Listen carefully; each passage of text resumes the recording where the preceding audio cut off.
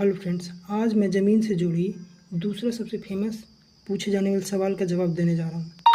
सबसे पहला सवाल क्या है? सवाल यह है कि अगर बहन या बुआ के संतान के द्वारा अगर पैतृक संपत्ति यानी पिता की संपत्ति में ज़मीन मांगी जाए या दावा आपत्ति किया जाए तो क्या होगा? अर्थात अगर आप अपने मामा से अपनी मम्मी के हिस्से की ज़मीन मांगते हैं तो इसका जवाब क्या है? चलिए इसका जवाब जानते हैं। यह सिचुएशन पहले भी आ चुका है और इस पर एक केस भी हो चुका है।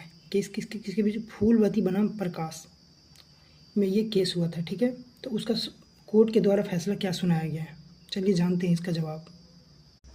जवाब यह है कि आपके मामा की ज़मीन में आपकी मम्मी का हिस्सा बराबर का है। ठीक है, अगर एक पिता की दो बेटी है और एक बेटे हैं तो तीनों, दो बेटी और एक बेटा, तीनों बराबर के हिस्सेदार हैं। ठीक है, कैसे होगा? अगर खाता खोलते समय जब खतियान लिखाता है, अभिलेख तैयार होता है, उस समय जब खाता खोला जाएगा तो अमीन के द्वारा एक वंशावली बनाया गया होगा। आपके गांव में आकर के अमीन के द्वारा एक रजिस्टर पे वंशावली बनाया होगा।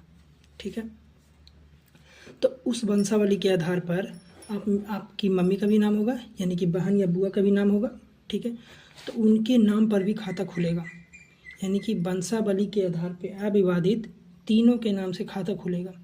इसका बेस क्या है? आखिर किस बेसिस पे सुप्रीम कोर्ट ने फैसला सुनाया?